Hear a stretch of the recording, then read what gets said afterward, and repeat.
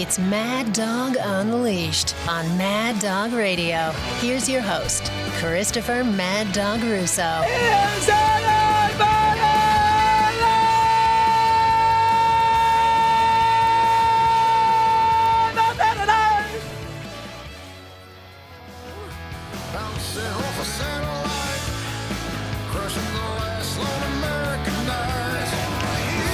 Well, I guess we can put together and put away the rally monkey.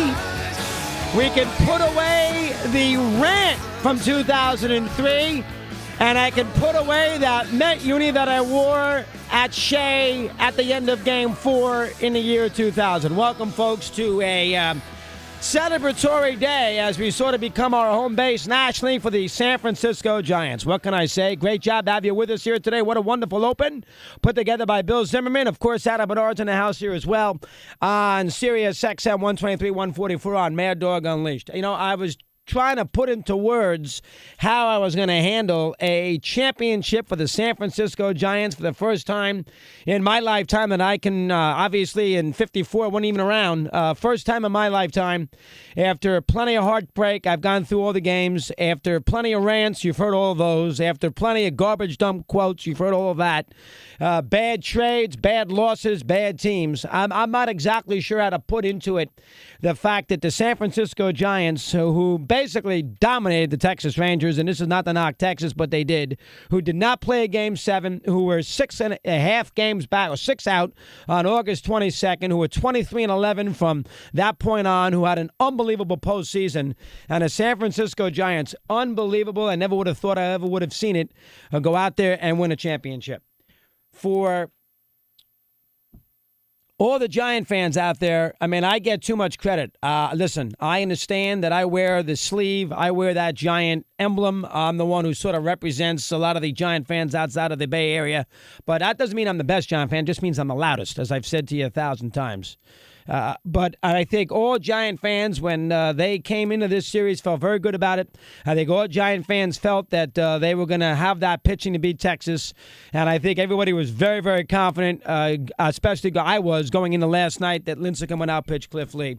But this is not really, this little monologue here is not about dissecting Freddie Sanchez's base hit, which is the biggest hit of the postseason, or dissecting the performance that Bochy put on in Game 6 in Philadelphia, or even dissecting what was a 5-game pitching 65 Dodger orientation here against Texas.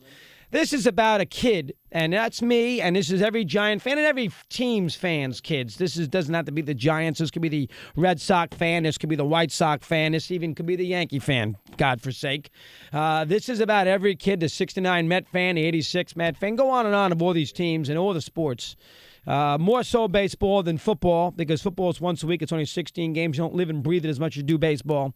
Basketball, the regular season doesn't mean an awful lot. Same thing NHL. I mean, nobody's getting teary-eyed about, somebody winning in golf or in tennis.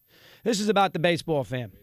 And, I was a young kid who happened to be in the right hotel room at the right time with the right parents, with the right team in town, and the right player beginning his career, which began a love affair with this franchise. And that was in 68. I get that question asked all the time. At the Hilton Hotel in Philadelphia, Pennsylvania, when I was a little 8-year-old running around that lobby there in the summer of 68, Giants playing the Phillies at Old Connie Mack. And getting McCovey's autograph, and getting Mike McCormick's autograph, and getting, Juan Marichal's autograph, Bill Mambo Kent's autograph, you name it. And trying to find Willie Mays and make sure he signs too. Bobby Bonds, his first year breaking in. This is about that young kid who was in 5th grade in Mr. Bloomberg's math class when I remember specifically Game 4 in Pittsburgh. And Game 3, when he took the radio out at about 1 o'clock in the afternoon when the Giants were playing the Pirates, and they lost those 2 games in Pittsburgh with Marichal giving up that 8th-inning home run to Richie Hebner. And, of course, the next day, and I was a big Chris Pyer fan. That was his rookie year. The next day, when the Giants lost 9-5, that 5th grader bouncing around Split Rock School, all upset that the Giants lost in 4 games to the eventual world champion Pirates. This is about that little kid there, with my little stickers on my little bedroom, with all the little team flags and me writing letters to Gary Lavelle and all those giant, Gary Tomlinson, Ed Goodson, all those giants, and try to get autographs back. This is about that little kid who would look at the paper 2 days after the fact and track down the attendance at Candlestick Park, where they had 11,035 here on Friday night. They had 13,000 here on Sunday afternoon. In those days, the games began, by the way, at 8:05 San Francisco time, which meant 11:05 for me. This is about that young kid who used to listen to a lot of Met-Giant games out there in San Francisco in the mid-'70s when the Giants were hosting the Mets, who went to, when I got a little older in '78 after lots of bad years, going to Shea Stadium with the aforementioned Phil Taylor, the Phil Taylor who writes in Sports Illustrated, on a Friday doubleheader in June, going down to the bench area when I was 18, going down to the bench area, and Mike Ivey had hit a previous home run the previous week against the Dodgers, and Don Sutton to bring the Giants back from a 5-1 deficit. And I brought up the fact that Ivey hit the home run, and he broke his bat during batting practice, threw it to me. The guard took it away, and Ivey got the guard and said, "Hey, that kid gets the bat. That's the young kid right here."